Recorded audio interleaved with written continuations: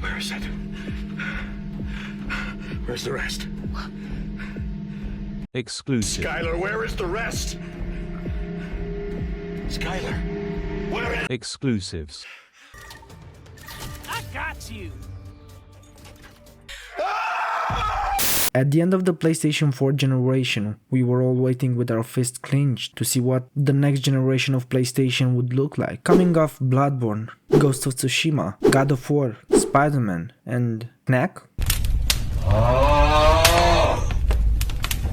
We were all hyped and excited. The future looked so bright, and all the pieces were in place for Sony to continue their streak into the ninth generation of gaming. The competition was basically non-existent. Xbox was still trying to recover from the Xbox One disaster, and for some reason was also trying to invent the most confusing console name humanly possible. Xbox One, Xbox One S, Xbox One X, Series X, Series S. At some point it stopped sounding like console branding and started sounding like Elon Musk naming his children. And now, 6 years into the generation, the feeling is strange. But when you look at the first party lineup, when you look at how many studios went silent, when you look at how many projects were cancelled, and when you look at the absolute nuclear crater left behind by Concord, you have to ask a very simple question. What happened? How did PlayStation go from one of the strongest first party runs in gaming history to spending half of a generation chasing live service games that most people never asked for? It all started in 2019 when everything changed. The world was not ready for Jim Ryan becoming the CEO of PlayStation. Jim Ryan, a man who doesn't play games, nor did he ever played games, probably, became the president of PlayStation. Jim received the strongest brand in the gaming history, exclusives after exclusives, strong studios, success after success. And what did he think to do with all of that? What was his main decision? And there's a lot of good games, and those sales numbers just drove our main competitor off a cliff. But what about live service games? Needless to say, Jim came with a different approach to the already successful formula. He wanted to diversify the portfolio of PlayStation titles. Now, to be fair, Jim Ryan wasn't some random guy. He had been at PlayStation for decades. He worked on the business side, the European side, the global side. The man knew the company. In a way, I can understand the point of trying to shake up the formula, but I just know that Jim only wanted live service games because they wanted to copy someone's success. They wanted their own Fortnite. They wanted that sweet ongoing revenue from live service games. So what did he do? He made almost all first party studios work on live service games. Hey yo, what the fuck? Ah, yeah, making the beloved Naughty Dog, known for their top-notch storytelling and single-player experiences, make a live service Last of Us game. Such a brilliant move. And look, from a business perspective, I get it. A successful live service game is basically a cheat code for capitalism. You don't sell a game once. You sell skins, seasons, expansions, currencies, bundles, dances, and sometimes a horse armor set.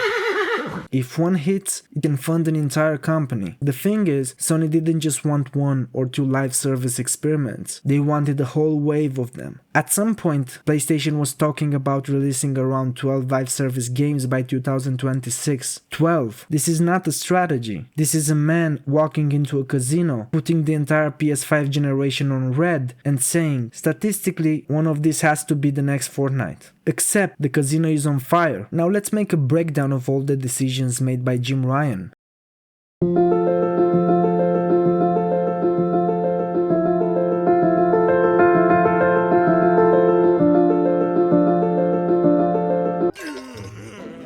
Jim Ryan comes to power, and one of his first decisions is to fire Shuhei Yoshida, the head of Sony Worldwide Studios. Yoshida said in an interview that the main reason for this departure was because Jim asked him to do things to which he simply said no. Who does Jim replace Yoshida with? With the great Harmon Holst, the man responsible for the Horizon games. This is the best man for the job? I'm not sure, but it does explain how they still try to push the Horizon IP like it's the next Last of Us, despite not being that successful. Next up, Jim does a good thing. doing, buying the renowned Insomniac studio, which has produced first-party exclusives for PlayStation for decades. With such a good decision, Jim made sure to continue the streak by raising the prices of all games to $70 and setting up the stage for discless PlayStation, for which you need to buy the disc reader separately. Next up, he promises a vision where promising people that if you buy our console, even if you can't find it commercially, you will still get exclusives. Then he proceeds to release almost all exclusives as cross-gen titles. In 2021, he makes the decision to basically end first-party exclusives and put the games on PC several months after release, then decides to bury the PS Vita and PS3 stores, only to go back on his decision after the backlash and admitting that it's a bad move. You might think this is close to over, but no,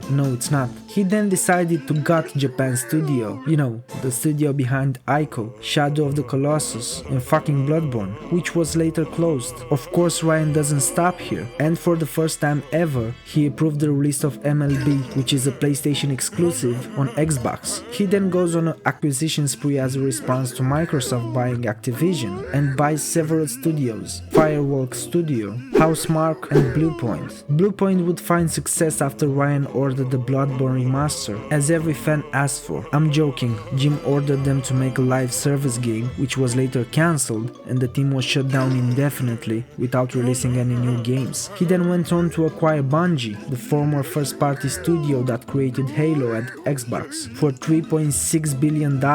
He then raised the price for the PlayStation 5 console, announces the massive pivot to live service games, and announces 13 live service games. Walking into the 2023, he oversees the disastrous launch of the PSVR 2. By the way, if anyone wants to buy one, I'm trying to sell mine since forever. And the PS Portal, a $200 accessory that only works with cloud. Then he raises the prices again for all consoles, and then for the PS Plus subscription, and finally announces his retirement.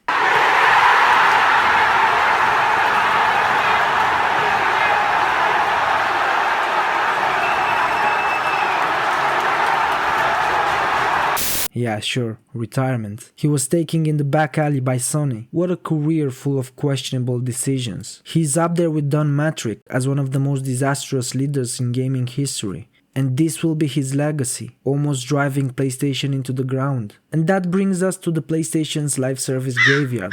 Jim announced that he wanted to put out at least 12 live service games. Let's see what those games were.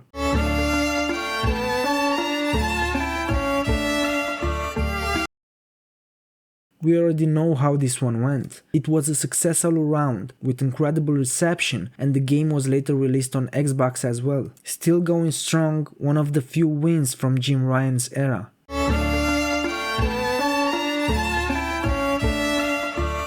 Not much is known about Payback. We know that it was a third-person shooter set in the Destiny universe, and that it was supposed to be a live service third-person shooter. It was cancelled in 2024.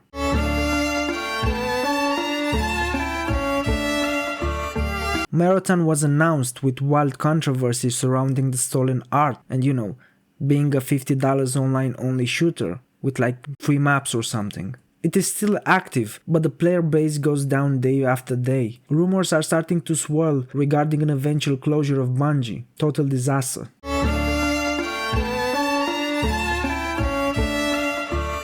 Fair Game $. Nowadays it goes by Fair Games. Fair Games is still floating around somewhere in the PlayStation fog. It was announced at the State of Play to a disastrous reception from the fanbase. Made by a former Ubisoft developer, Fair Games is described as a team-based extraction shooter, like Marathon. And, well, that's all we know. We only got a CGI trailer, and that's all. Since then the director left, and there are rumors that the game is cancelled, hopefully.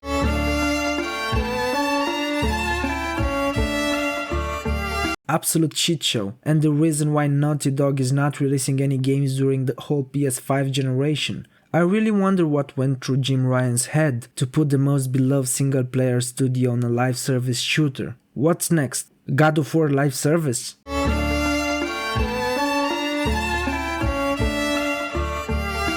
This is a Greek tragedy with quarterly earnings. By Bluepoint, who made the gorgeous Demon's Souls remake and then shut them down for good. Incredible move from Jim Ryan. Also, how do you even make a God of War live service? like an MMORPG or an extraction shooter, a hero shooter? What does a God of War live service game even look like? Are we raiding Valhalla? Are we farming Drachma? Are 6 Kratoses standing in a lobby comparing axe skins? Does Mimir become the announcer for ranked mode?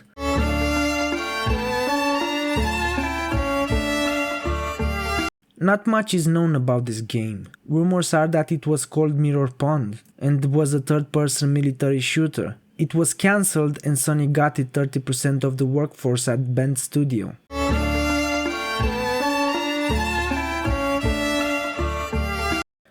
Cancelled and the studio was closed. This one actually sounded like fun, I'm not going to lie. Also, it could have capitalized on the show's success. I guess another decade goes by without any Twisted Metal game. Yay!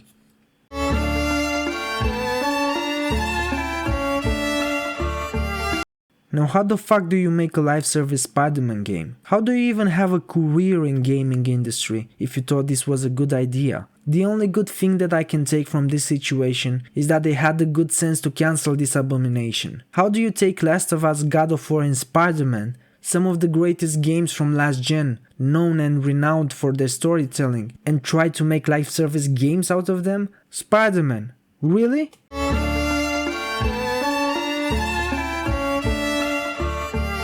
Concord, the infamous Concord, the bringer of industry crash, the dawn of corporate incompetence. I might even do a video about this colossal failure, the biggest financial bomb in the gaming industry. Without a doubt, Sony bought Firewall before the studio has shipped any games. That alone is wild. That is like marrying someone after one promising text message. Jim, in fact, believed so much in this project that he ordered several episodes of an animated show placed in the Concord universe.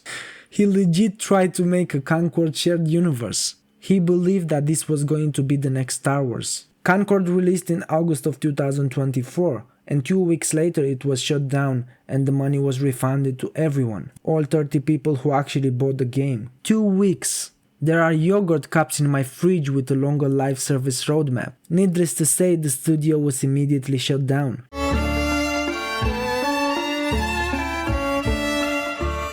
Horizon Live Service. This one is still not released, and from the little of what we've got so far, it doesn't look that great. I just hope this puts Sony's Eye of Sauron directly on Herman Hulst. He needs to go right now. Everyone at the executive level at PlayStation during the PlayStation 5 era needs to go. So out of the 13 promised live service games, one was the most disastrous launch of a game in the history of mankind. 2 already released, one was successful, one is about to close his 20 plus years old studio, one game is missing in action. Basically an urban legend at this point. One is due to come out but looks boring, and the remaining 8 were cancelled. Live service is the trend that all suites in the gaming industry are chasing, but looking around, it seems like all live service games are failing massively. It seems like the only ones that are thriving are incredibly lucky and old. I don't have any specific statistical data, but in my opinion 98% of all live service games are failing. And to add to that, the budget for these games are usually huge, and the development time is almost 4+ years. I shit you not, I think someone already told Ryan that in a meeting, and his reaction was, never mind, let's release 13 of them, at least 4 should stick. It ought to happen. But the amount of billions of dollars lost to this mania does not justify the success of Helldivers 2. Ryan shit the bed, and Sony was furious. Jim Ryan retired in 2024, right before Concord became an industry meme with a production budget. So he just lit a fire under Sony and left to retire on his yacht. In his place, Sony named 2 CEOs, Hideaki Nishino and Herman Hulst. I'm wondering how Hulst managed to fail upward so much, but I have a feeling that he doesn't have much time in this position after they release the Horizon Live Service. So what Sony needs to do from now on? Do they double down on cinematic single-player games? Do they return to weirder creative projects? Do they keep chasing live service? Do they find a balance? Do they finally remember that Bloodborne exists? In 2026, Sony reversed the decision to release games on PC. As we know, And anyone with 2 brain cells will tell you that if you already have a PC, you won't be buying a PS5 just to play a game a few months earlier. Exclusive basically invite new players and give them a reason to buy your console. This is the lesson we all learned back in the 8th generation of gaming. Naughty Dog announced that Intergalactic is their next project, and while many didn't like the reveal, I'm just happy it's not a live service game. Bluepoint unfortunately closed for good, London studio closed for good, Japan studio closed for good, Bungie is about to close. I didn't hear no bell. And still no Bloodborne remake or sequel was announced. A lot of studios went years without shipping new games, a lot of employees lost jobs, a lot of projects disappeared, and fans spent years watching showcases where half of the reveal looked like they were designed by a committee that had just discovered the extraction shooters on LinkedIn. Now Sony is closing out the generation with Wolverine, Saros, and a God of War game about his deceased wife. Wolverine looks very good, but the game was leaked in its entirety. We already know too much about that game already, to be honest. Still a day one buy, but nothing that comes close to 2050-2019 era of PlayStation exclusives. Aside from that, we are still yet to receive Phantom Blade Zero, which looks incredible, but I'm simply tired of feudal Japan games. Too many of them are lurking around these days. This generation will be studied for years to come on how not to follow a console generation, alongside the Xbox One failure. In my opinion, Sony is very lucky because they won the most important generation, the online generation, where folks bought games digitally. Therefore, you think twice about moving to another generation if your whole library is tied to the ecosystem. If Xbox hadn't failed so miserably last gen, I think this generation would have been the end of PlayStation as we know it. To be honest, Xbox has been killing it with exclusives. When it's all said and done, Xbox has better exclusive this generation. I can't believe I'm saying this. Too bad that they are still trying to push the Game Pass model, therefore sabotaging their own exclusives. That being said, I think Sony learned from this experience, and I think we are about to enter the best generation in years. I think they will double down on what they did in the 8th generation, and they will greenlit a lot of single-player story-focused games. My only fear is that they just panic and try to copy it, while Jim's argument for ordering so many live service games has been the lack of innovation. Sony still uses the same formula for the first-party exclusives, and gamers are getting tired of it. The PS4 formula was great, but even that formula can get stale.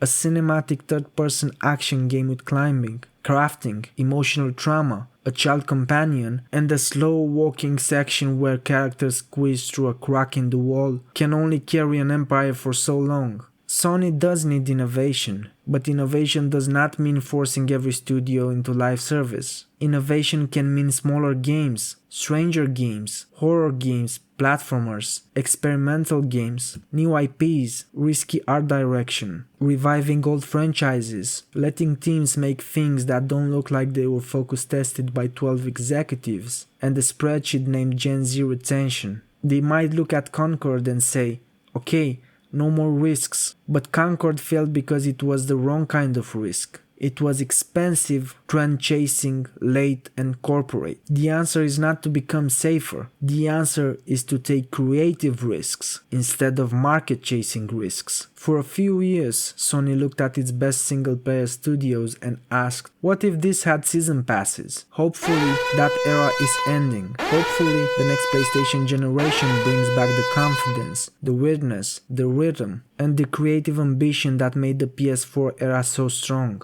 And hopefully, somewhere deep inside Sony headquarters, there is one employee brave enough to walk into a meeting and say, hey, remember that game Bloodborne? Why don't we remaster that? And if that person exists, I want them protected at all costs, because after everything PlayStation fans have been through this generation, we deserve at least one miracle. And yes, Sony, I'm still willing to offer my soul for Bloodborne 2, contractually, spiritually, financially, whatever department handles that, just call me.